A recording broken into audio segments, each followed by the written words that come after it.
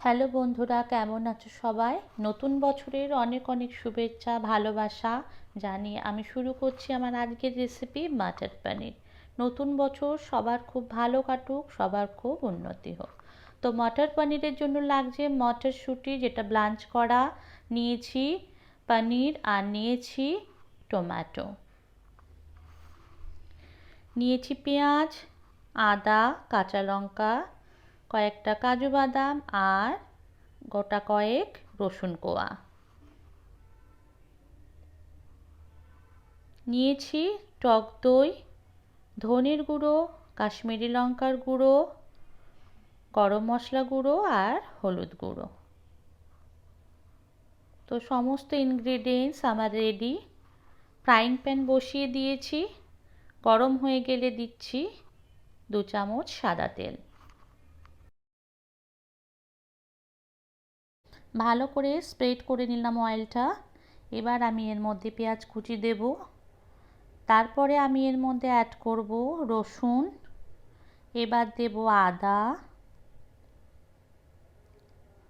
দিলাম 2টো কাঁচা লঙ্কা, এবার এর মধ্যে আমি কাজুটাও অ্যাড করে দেবো। হালকা রং ধরলে এর মধ্যে আমি মেশাবো টমেটো কুচিগুলো। টমেটো কুচিটা দেওয়ার পর এর মধ্যে আমি অল্প নুন দেব, যাতে টমেটো গলে যায় এবং পেঁয়াজ রসুন আদাও নরম হয়ে আসে। খুব ভালোভাবে নুনের সাথে আমি মিশিয়ে নিচ্ছি। মিশিয়ে নেওয়ার পর এটাকে এবার কভার করে দেব, যাতে সমস্ত কিছু খুব ভালোভাবে নরম হয়ে আসে, কারণ এটাকে আমাদের ব্লেন্ড করে নিতে হবে।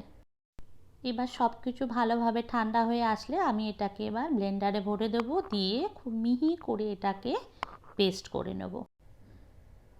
এবার আমি ফ্রাইং প্যান আবার বসিয়ে দিয়েছি, দিয়ে দিচ্ছি বেশ খানিকটা সাদা তেল।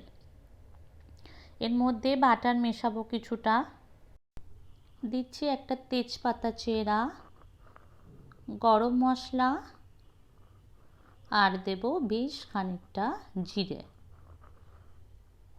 গরম মশলার ফোড়নের গন্ধ বেরোলে এর মধ্যে আমি সমস্ত মিক্সারটা দিয়ে দিচ্ছি, যেটা পেঁয়াজ রসুন আদা টমেটো কাজু দিয়ে পেস্ট করে নিয়েছিলাম, সেইটা দিয়ে দিলাম। এবার ব্লেন্ডারটা জল দিয়ে ধুয়ে দিয়ে দেবো। মশলাটা এবার ধীরে ধীরে আমি কষাতে থাকবো।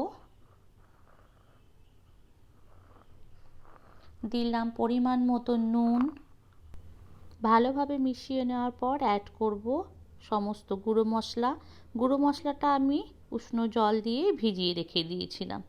সব কিছু খুব ভালোভাবে মিশিয়ে নেব। 2 চামচ টক দই দিয়ে দিয়েছি, আবার খুব ভালোভাবে মিশিয়ে নিচ্ছি।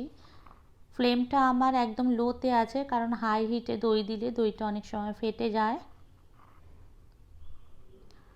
মশলা আমার কষে এসছে, দেখুন তেল ছেড়ে দিয়েছে। দিচ্ছি খানিকটা চিনি।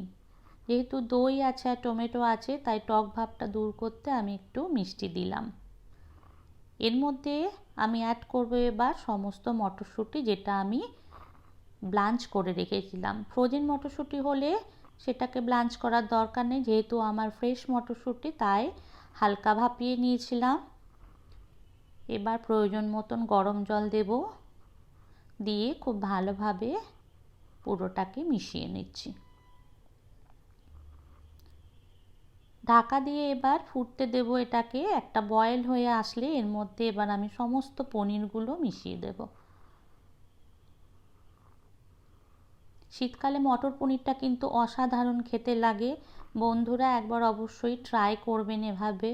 আর রেসিপিটা ভালো লাগলে অবশ্যই লাইক কমেন্ট শেয়ার করবেন, আর চ্যানেলটা সাবস্ক্রাইব করতে ভুলবেন না। আবার একটু নুন দিলাম, তখন মশলা কষার সময় সামান্য নুন দিয়েছিলাম, সেই বুঝেই আমি নুনটা দিলাম। ঢেকে দিয়েছিলাম। আমার হয়ে এসছে মটর পনির। দেখুন কি সুন্দর টেক্সচার এসছে। কসুরি মেথি হাতে নিয়ে কিছুটা ক্রাশ করে দিয়ে দিলাম। কসুরি মেথি আর মটর পনিরের কম্বিনেশন কিন্তু দুর্দান্ত লাগে। আমার কাছে একটু ফ্রেশ ক্রিম ছিল, এবার 2 চামচ ফ্রেশ ক্রিম এটার মধ্যে অ্যাড করব।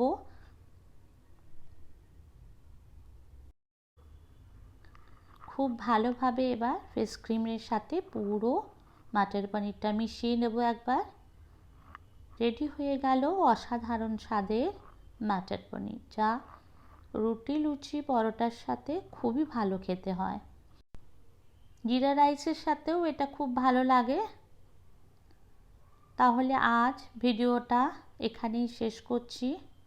রেডি হয়ে গেল আমার মাটার পনির। বন্ধুরা, দেখা হবে আগামী কোনো এপিসোডে। ততক্ষণ ভালো থাকবেন, সুস্থ থাকবেন। আমার নতুন নতুন রেসিপি পেতে অবশ্যই বেল বাটনটা প্রেস করবেন। আমার সকল সাবস্ক্রাইবারদের আর বন্ধুদের অসংখ্য অসংখ্য ধন্যবাদ জানিয়ে শেষ করছি।